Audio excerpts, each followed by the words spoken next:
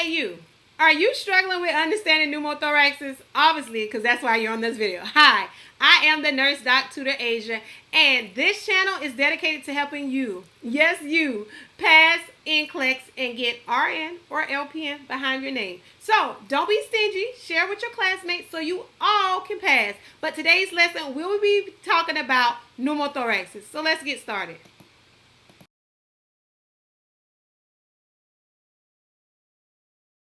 Air in the pleural space of the lungs, which cause your lungs to collapse. So what you want to think about it is that air enters the space between the lungs and the chest wall, preventing the lungs from doing their expansion that they should. So we're going to talk about the different types of pneumothoraxes. We're going to talk about open pneumothorax, closed, and tension.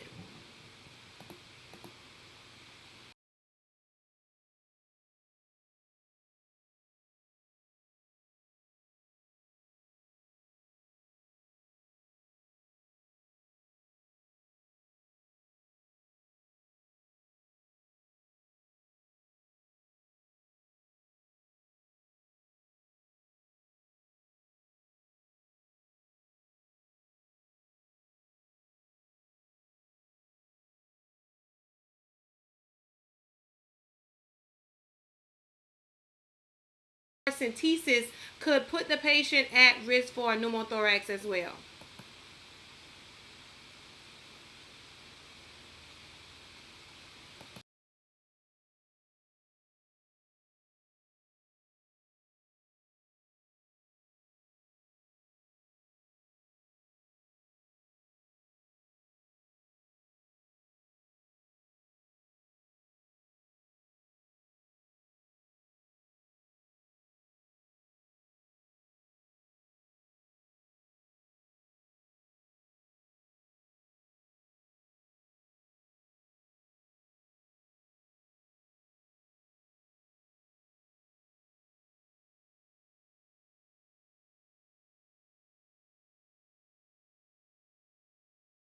You would hear like a sucking sound of air going in and air going out.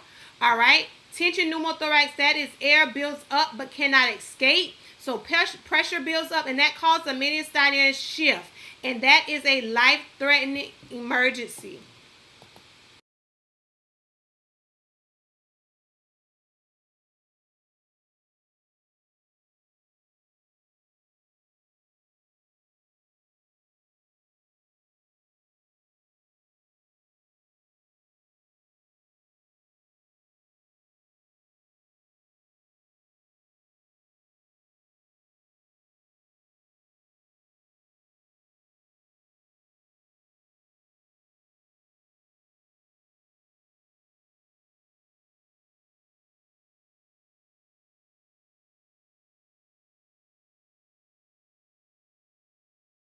Sided tension pneumothorax. That means that everything that is on that side, they're going to now start to shift over because they don't have room where they were supposed to be because all that air is there. So everything starts to shift to the other side. So, the lungs will be on the other side. It can also start to compress the heart to go to the other side. And also the trachea can move to the other side. So you understand why if a patient has a tension pneumothorax, that this is a serious matter.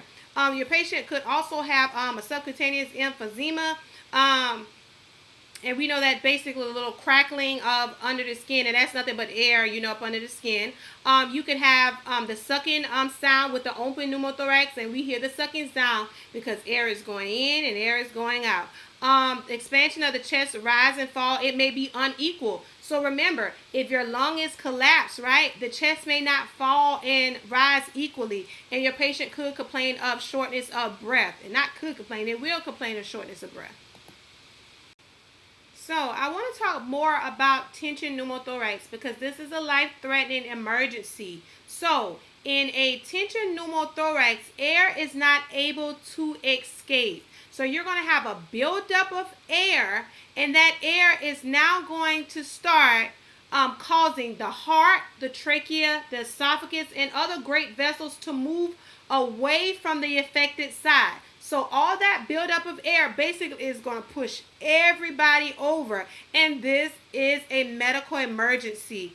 So this happens, like I said, because air cannot escape and too much pressure in that area. So key signs and symptoms that you will see: tracheal deviation. So the trachea right here is now midline. The trachea would then be moved to the opposite side. So let's say the affected side was this side, the trachea would then move to the other side. You will see jugular vein distension. You will see severe hypotension due to decreased cardiac output, and this can lead to the patient to go into cardiac arrest. So we need to treat this ASAP. So your job is to be able to recognize these signs and symptoms and notify the physician ASAP. So once you notify the physician, they will do a needle decompression, and what they would do is they would insert a needle into the pleural space and allow that air to come out. So your job is just going to be to recognize these signs and symptoms and notify the physician. Now, the patient will then have a chest tube inserted afterwards. Now, then you would know how to care for a patient with a chest tube. So if you are struggling with how to care for a patient with a chest tube, please go and watch my video on chest tubes. So what are your nursing priorities going to be with a patient with any type of pneumothorax? Is going to be to assess respiratory status frequently. So you guys, a pneumothorax is a respiratory issue, so we know that the priority is going to be airway. The priority is going to be breathing. So we want to make sure that we're checking our pulse ox, we're checking the patient's rate and depth. We're also listening to breath sounds, and we're also paying attention to other vital signs, right? Because we know with tension pneumothorax that can lead to severe hypotension. So we want to make sure that we're just thoroughly assessing our patient. We want to administer oxygen as ordered and chest tube management if placed. So like I said earlier, if you are struggling with chest tubes, I have 2 videos on my page. One goes over the parts of a chest tube, and one takes you through a whole chest tube lecture. So definitely check that out if you are struggling. All right, so it's time to put in practice all that you have learned. So let's do some NCLEX questions. A client with a chest tube for a pneumothorax suddenly develops dyspnea with tracheal deviation to the left and absent breath sounds on the right. What is the nurse's priority action? Is it A, call the provider and prepare for needle decompression, B, administer a bronchodilator, C, check for kinks in the chest tube, or D, continue to monitor? If you chose A, call the provider and prepare for needle decompression, that you are correct. So this patient is experiencing a tension pneumothorax and they need needle decompression ASAP.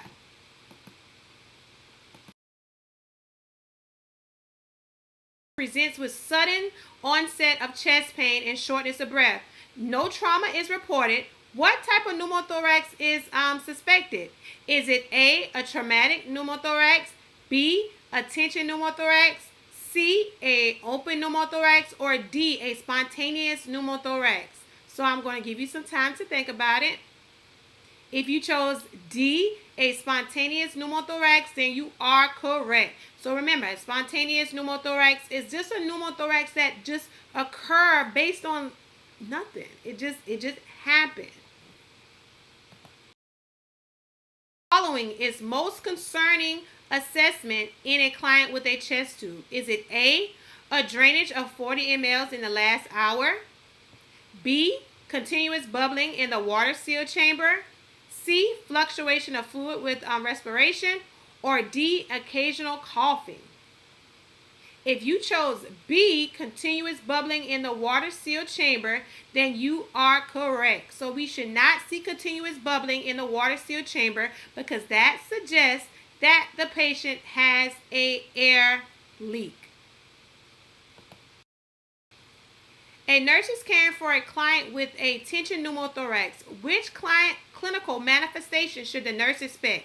A, bradycardia, B, hypotension and distended neck veins, C, bilateral crackles, or D, a midline trachea and pink sputum. So I'm going to give you some time to think about it. But if you chose B, hypotension and distended neck veins, then you are correct. Which lab value results would you expect in a patient with significant pneumothorax?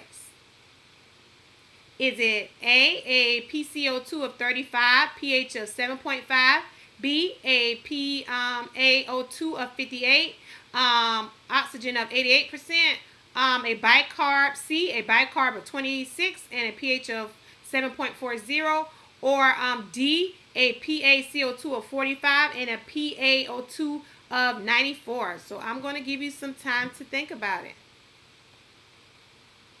So if your patient has, if you chose B, then you are correct. So this patient has a low PO2, which is a partial pressure of oxygen in your blood, and that indicates hypoxemia. So our normal PO2 should be 80 to 100. So this patient is low because they are at 58.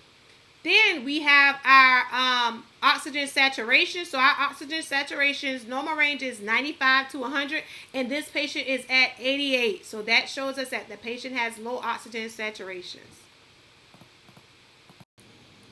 Well, you guys, that is it. You made it through this lecture on pneumothorax. I hope that you learned so much from this video. So, if you will be so nice to go ahead and subscribe. Why? Because you want to pass nursing school, don't you?